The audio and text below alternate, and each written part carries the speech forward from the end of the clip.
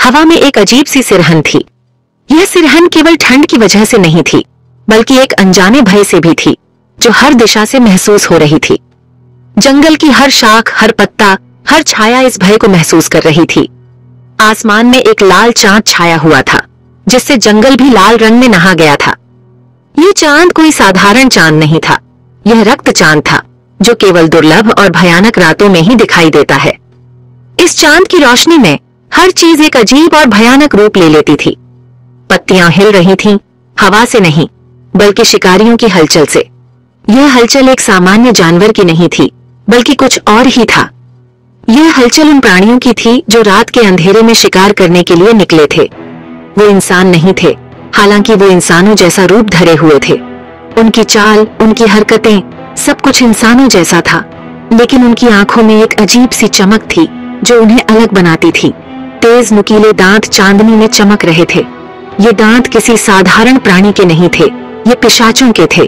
पिशाच जो रात के अंधेरे में शिकार करते हैं और अपने शिकार का खून पीते हैं। आंखें एक प्राचीन भूख से चमक रही थीं। यह भूख केवल पेट भरने की नहीं थी, यह भूख आत्मा की थी, जो सदियों से शांत नहीं हुई थी।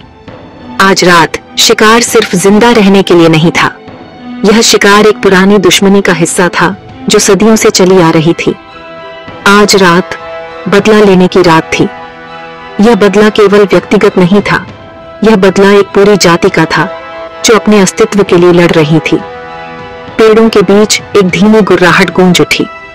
यह गुर्राहट किसी साधारण जानवर की नहीं थी, यह गुर्राहट एक भयानक प्राणी की थी जो अपने शिकार की तलाश में था। पिशाचों के कान खड़े हो गए, उनकी अलौकिक सुनने की शक्ति ने उस आवाज को भांप लिया था। यह आवाज उन्हें चेतावनी दे रही थी कि उनका दुश्मन पास ही है। यह कोई मामूली शिकार नहीं था, यह शिकार एक भयानक युद्ध का हिस्सा था जो आज रात होने वाला था। यह उनका कट्टर दुश्मन था, वो दरिंदा जो उनके बुरे सपनों में आता था। यह एक भेड़िया था। यह भेड़िया कोई साधारण भेड़िया नहीं था, यह एक वेयरवुल्फ था जो अपनी ताकत और क्रूरता के लिए जाना जाता था। गुर्राहट एक दहाड़ में बदल गई, जिससे उनके पैरों तले जमीन हिल गई। यह दहाड़ इतनी भयानक थी कि जंगल के हर कोने में गूंज उठी। जंगल के अंधेरे से एक आकृति उभरी। यह आकृति धीरे धीरे आगे बढ़ रही थी, जैसे कि वह अपने शिकार की तलाश में हो। विशाल और शक्तिशाली, ये एक आदिम लालित्य के साथ चलता था, जैसे कि वह जंगल का राजा हो। उसकी हर चाल में एक अजीब सी शक्ति और आत्मविश्वास था। इसकी आंखें एक बेकाबू क्रोध से जल रही थीं। यह क्रोध केवल व्यक्तिगत नहीं था, यह क्रोध उसकी पूरी जाति का था जो सदियों से पिशाचों के खिलाफ लड़ रही थी। युद्ध की घोषणा हो चुकी थी।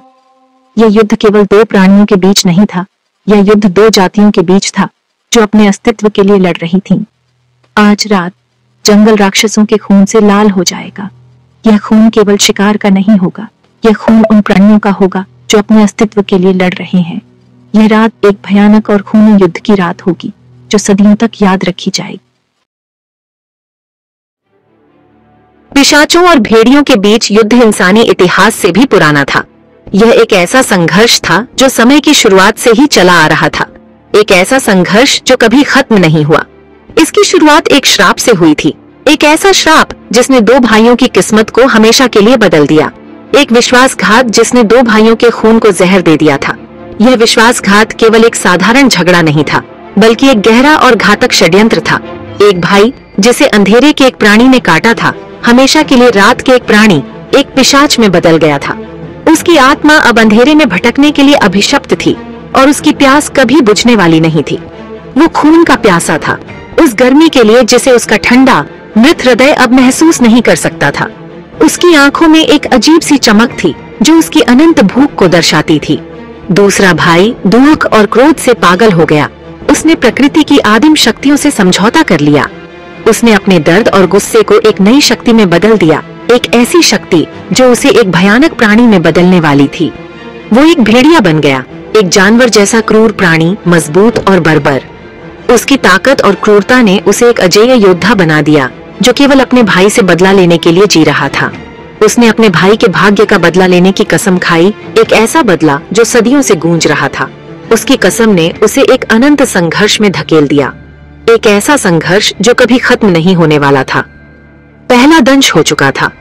यह दंश केवल एक शुरुआत थी, एक ऐसी शुरुआत जिसने एक अनंत युद्ध को जन्म दिया।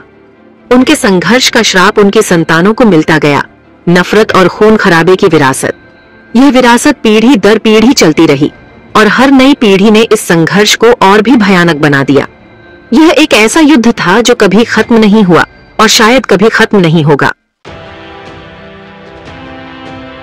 पिशाचों में एक रानी सत्ता में आई। उसकी उपस्थिति ने अंधेरे को और भी गहरा बना दिया और उसकी शक्ति ने सभी को भयभीत कर दिया। उसका नाम था लिलिथ और वो जितनी खूबसूरत थी उतनी ही निर्दयी भी। उसकी सुंदरता में एक ठंडक थी जो उसकी निर्दयता को और भी भयानक बना देती थी। उसने लोहे के हाथ से राज किया। सत्ता की उसकी प्यास केवल भेड़ियों के प्रति उसकी नफरत से ही कम थी। हर निर्णय, हर आदेश उसकी नफरत से प्रेरित था। लेकिन लिलिथ भी अपने ठंडे दिल में जानती थी कि हिंसा के इस अंतहीन चक्र को खत्म होना होगा। उसने कई रातें इस विचार में बिताईं कि क्या कभी शांति संभव हो सकती है। युद्ध के मैदान के दूसरी तरफ खड़ी थीं आर्टेमिस, अल्फा प्राइम, चांद की पहली बेटी।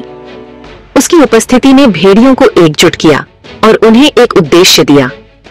वो भेड़ियों की नेता थीं, एक योद्धा रानी जो एक फंसे हुए भेड़िए की क्रूरता और एक अनुभवी सेनापति की चालाकी से लड़ती थीं। उसकी हर चाल में एक रणनीति थी और हर हमले में एक उद्देश्य। उनके शरीर पर अनगिनत युद्धों के निशान थे जो उनके झुंड और उनके लोगों के प्रति उनकी अटूट प्रतिबद्धता का प्रमाण थे। हर निशान एक कहानी कहता था, एक बलिदान की कहानी। आर्टेमिस अपनी कई जातियों के विपरीत अपने इस अंतहीन युद्ध की निरर्थकता को समझती थीं। उसने कई बार सोचा कि क्या यह संघर्ष कभी खत्म होगा। हालांकि शांति एक दूर का सपना लग रहा था, लेकिन दोनों रानियों के दिलों में कहीं न कहीं एक उम्मीद की किरण थी। क्या वे अपने लोगों के लिए एक नया रास्ता खोज पाएंगी? क्या अंधेरे और प्रकाश के बीच एक संतुलन संभव है? यह कहानी केवल समय ही बता सकती